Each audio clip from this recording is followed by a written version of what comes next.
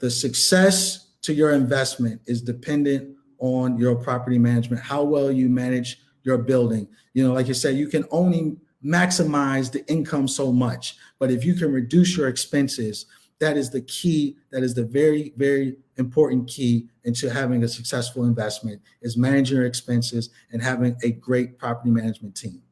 It's interesting because I hadn't considered that before. I've considered it in regards to the property management. Yet the way that you just described as a learning opportunity for me, I look at business as though if you can only bring the expenses down a certain amount, and and not property ownership. Yeah. I'm talking about like business ownership. Yeah. So when you're looking at, there's going to be a certain amount of fixed costs, and you can only get down to like a certain number. Right. And then in a business ownership, the opportunity is really more on the upside to increase that.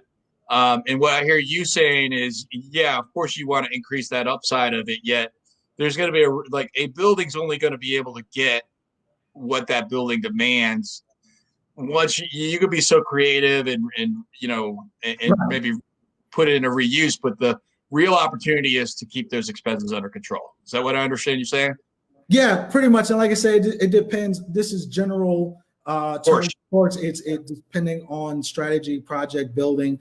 But, and what I mean by controlling cost is, sometimes and I'm talking about more multifamily, if you have, or it could be any type of, because most buildings do have a toilet, but if you have a leaky toilet and it's running, and now you notice that your water bill has increased for some odd reason, but your property manager hasn't really checked to let you know, like, oh, these 2 units have a leaky toilet and it's constantly running, which is running up your water bill. Now your expenses have increased over a 3-year period because you didn't catch that water bill increase. So that's what I'm saying by managing expenses, seeing what you can do to minimize those expenses, not necessarily cut corners and be cheap, but actually manage your investment. And I think that's where a lot of, especially those that buy out-of-state investors, where they just look for the cheapest property management company and they don't really see how they can maximize their return on their building.